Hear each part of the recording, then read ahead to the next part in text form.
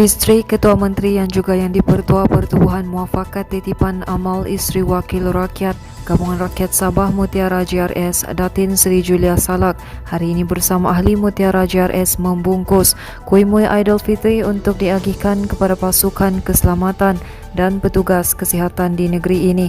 Sebanyak 288 bungkusan kuih-muih itu adalah sumbangan daripada Mutiara JRS.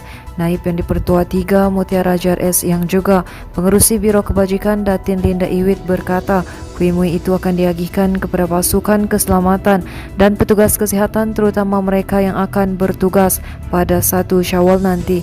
Ketua Menteri Datuk Seri Haji Jinor dijadualkan akan menyerahkan sumbangan kuih-muih Aidilfitri daripada pelbagai pihak antaranya jabatan dan agensi kerajaan negeri serta persekutuan, syarikat berkaitan kerajaan GLC, Persatuan Wanita dan badan bukan kerajaan NGO kepada pasukan keselamatan dan petugas kesihatan pada 13 April ini.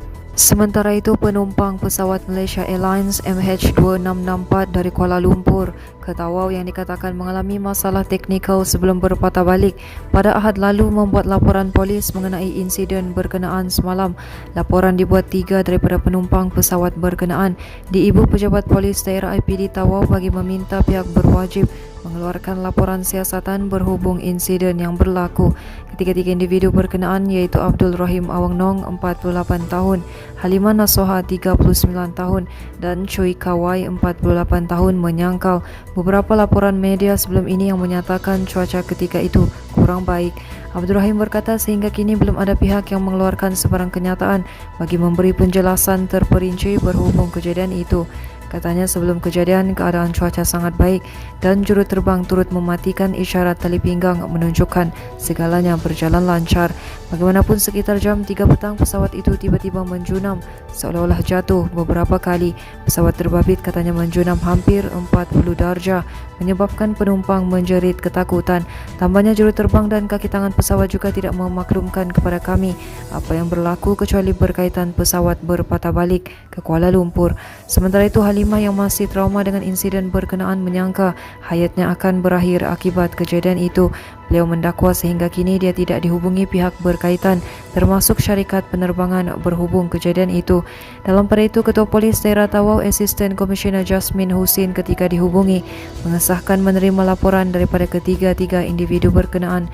Sebelum ini tular di media sosial mengenai sebuah pesawat dari Kuala Lumpur ke Tawau dikatakan terjunam beberapa kali sebelum berpatah balik ke Kuala Lumpur.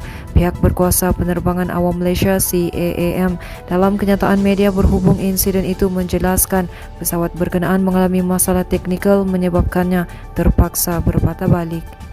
Manakala tambang bas ekspres di Sabah dinaikkan 10% bagi perjalanan sepanjang musim perayaan Aidilfitri bermula 29 April ini hingga 8 Mei depan. Ia membabitkan kenaikan 1.3 sen kepada 14.3 sen sekilometer berbanding kadar biasa 13 sen sekilometer. Kenaikan sementara itu diputuskan pada mesyuarat Lembaga Perlesenan Kenderaan Perdagangan LPKP Sabah semalam. Pengerusnya Datuk Chin Kim Hyung berkata LPKP turut membenarkan syarikat bas ekspres untuk menambah bas bagi menampung permintaan penumpang. Berikutan peningkatan 10% itu, tambang dari ibu negeri ke Semporna dinaikkan kepada RM80.80 seorang berbanding kadar biasa RM73.50 dengan menjadikannya kadar tertinggi bagi perjalanan menghubungkan ibu negeri.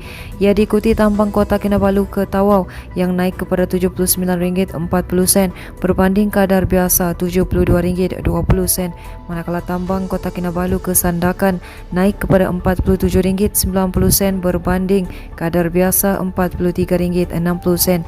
Destinasi selebihnya iaitu Kota Kinabalu ke Lahad Datu RM57.80, Kota Kinabalu ke Kunak RM67.50, Kota Kinabalu ke Kudat RM27.20, Kota Kinabalu ke Tenom RM24.70, Kota Kinabalu ke Menumbuk RM22.20, Kota Kinabalu ke Sepitang RM20.60, Kota Kinabalu ke Keningau RM18.70 dan Kota Kinabalu ke Beaufort RM13.90. Berita seterusnya, anggota polis ditemui rentung dalam kebakaran bilik di Jalan Utara, Taman King Fuk Tawau pagi tadi.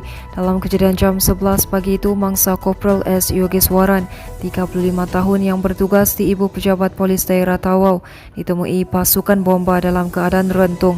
Ketua Polis Daerah Tawau, Asisten Komisioner Jasmine Husin menerusi kiriman WhatsApp mengesahkan ada menerima laporan mengenai kejadian itu. Katanya siasatan awal sama ada di tempat kejadian maupun di kalangan saksi-saksi untuk mengenal pasti petunjuk sedang giat dijalankan. Sementara itu, Ketua Balai Bomba dan Penyelamat BBP Tawau, Julius John Stephen berkata pihaknya menerima panggilan kecemasan berhubung kejadian itu pada jam 11.17 pagi. Katanya kejadian melibatkan sebuah bilik yang terbakar 100% dan berjaya dipadam sebelum jentera tiba. Pasukan bomba bertindak membuka pintu utama dan membuat pengudaraan. Hasil pemeriksaan mendapati seorang mangsa lelaki ditemui dalam bilik berkenaan dalam keadaan rentung.